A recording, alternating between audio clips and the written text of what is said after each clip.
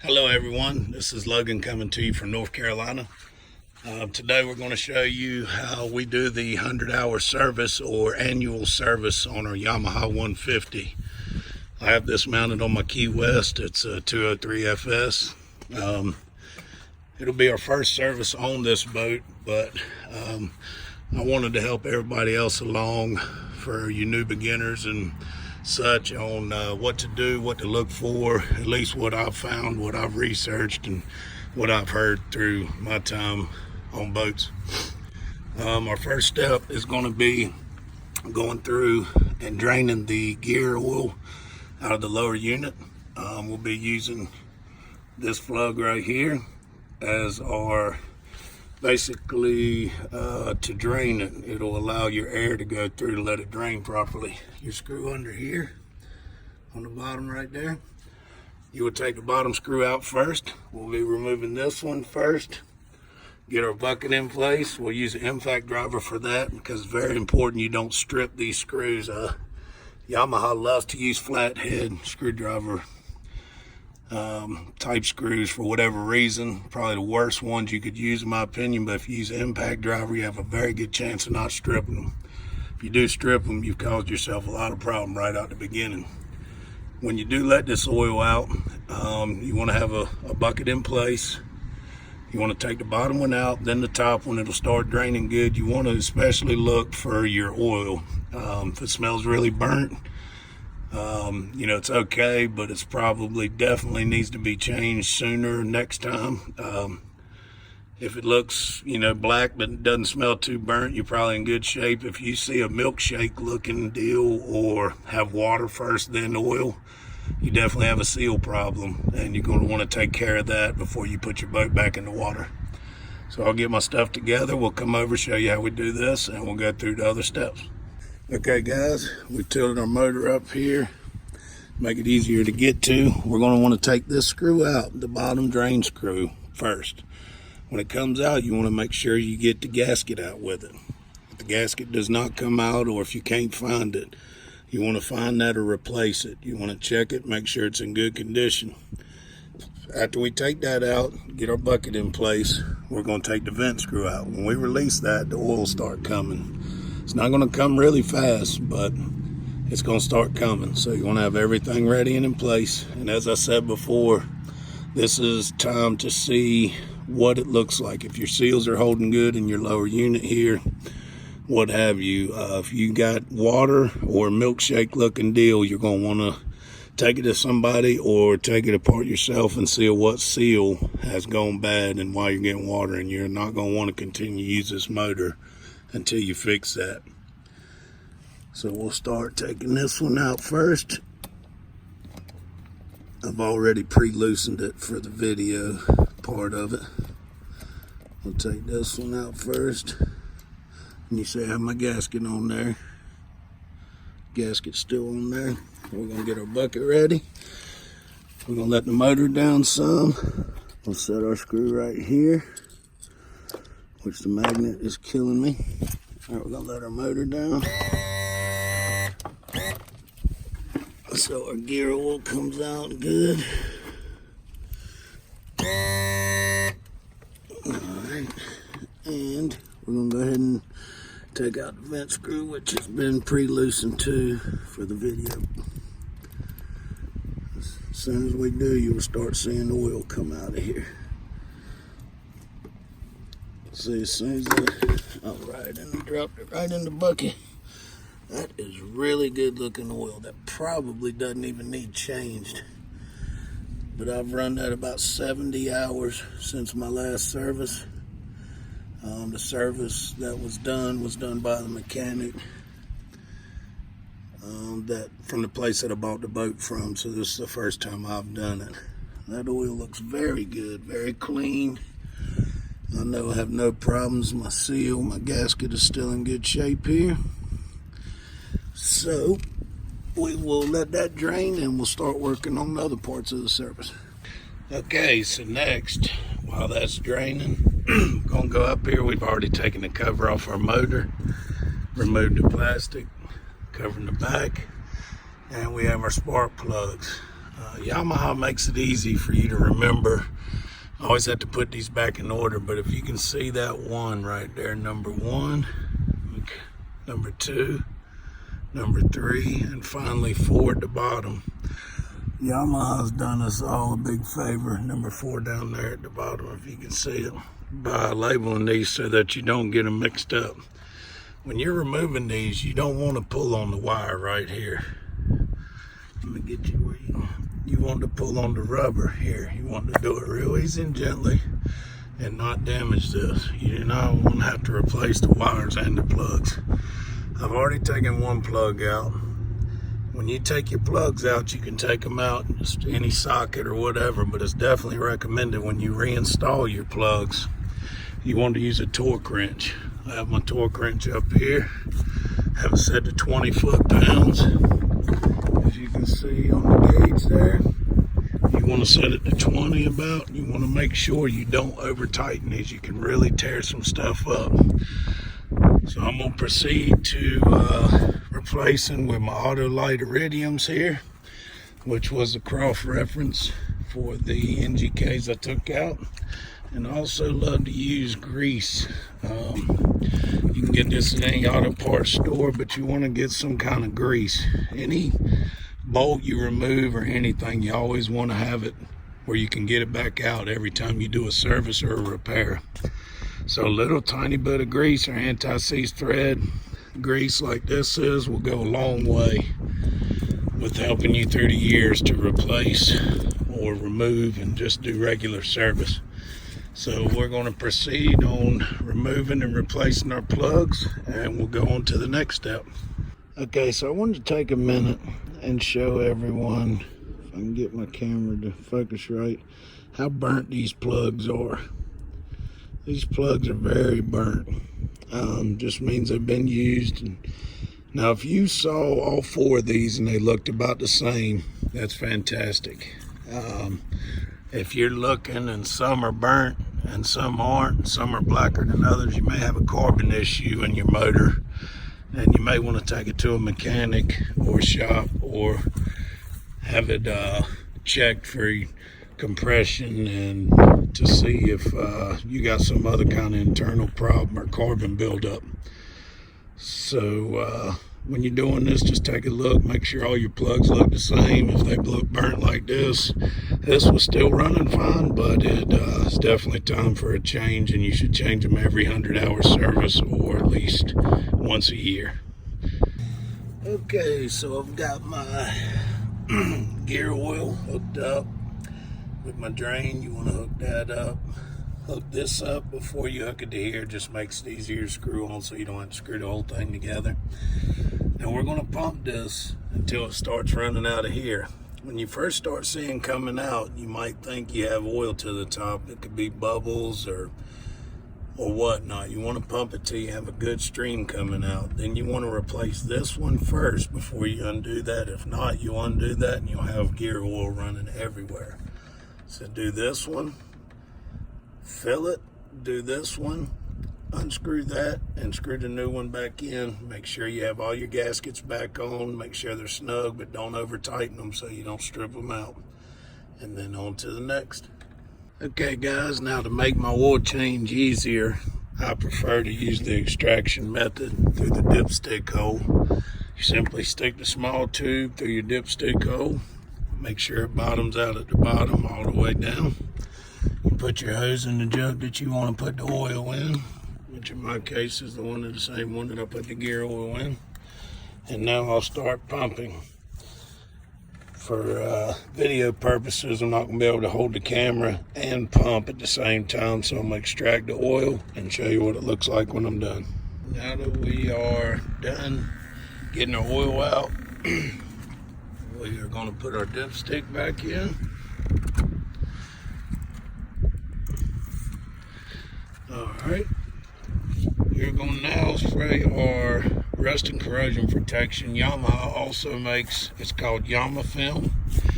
It's also good, and we are going to want to spray this over all our electrical connections back here, anywhere we don't want salt, rust, or anything to prohibit any kind of connections in the future. We don't want to spray it everywhere except for where any belts or other parts are. We don't want to get this on any belts or anything you may have, depending on what motor you may have. I've already got my oil filter wrench on, about to replace the oil filter. That is the tricky part. When we do our oil filter, we'll put some rags down there, because when we pull this filter off, there will be oil on it. We'll tilt our motor up high as it'll go, remove the filter, put the new one on, then we'll fill it back with oil, and we'll go to the fuel water separator filter inside the boat, and as well as our fuel filter on the motor there. At the moment, I don't have that filter in. It did not come in with the rest of the stuff I ordered today, so we'll be adding that to the video at the end. But everything else we'll show you right now. So I'm going to go ahead. I'm going to spray mainly back here where my water gets most of the time, on any electrical connections, anything I don't want to rust. And we'll go to the oil filter. Got our old oil filter off, which, holy Christ, it seems to be put on with a freaking impact gun set to maximum pressure. But after giving it all I got, you can see where I've sprayed my film. It keeps it. This motor, like I say, says it's a 14 model. It's now 2019.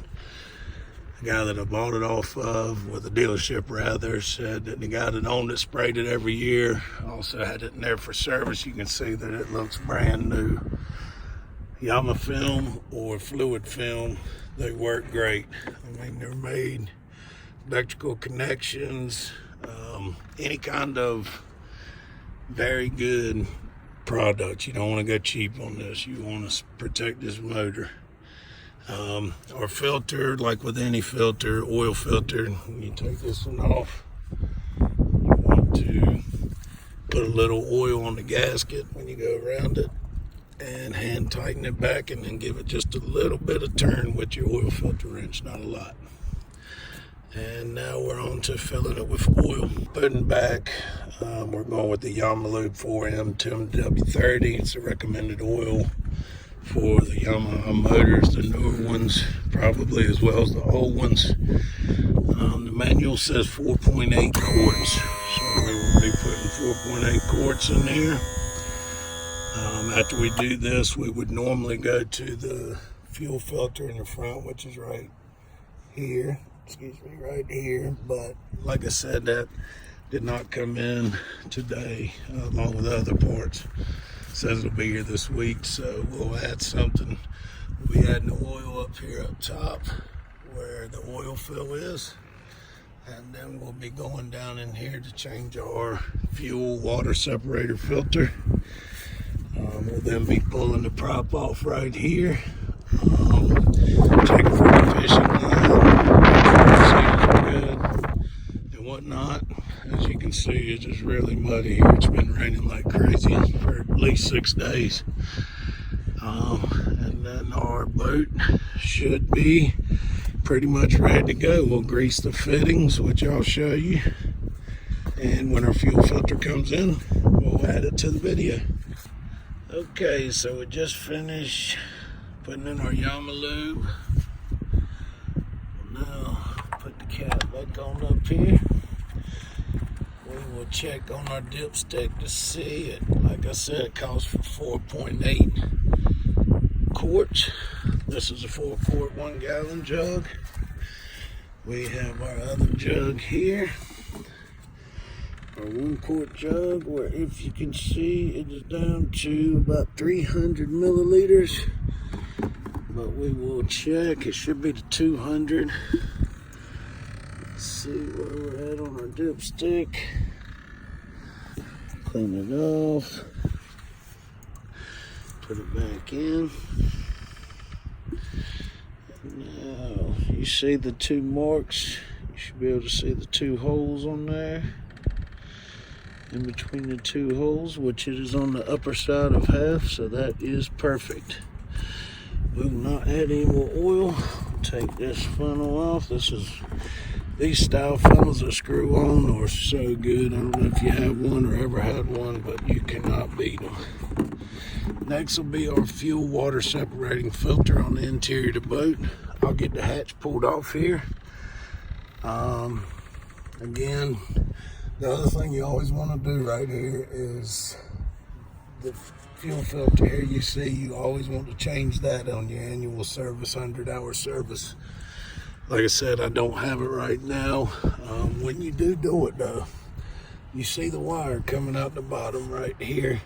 You always want to unhook that. That is the blue clip you see right here where my finger is. You want to undo that blue clip. It runs into the bottom of your filter there. If you don't, you will spin that wire off and surely sever it while you're unscrewing it. And you will be buying that part, which I hear is pretty expensive for what it is.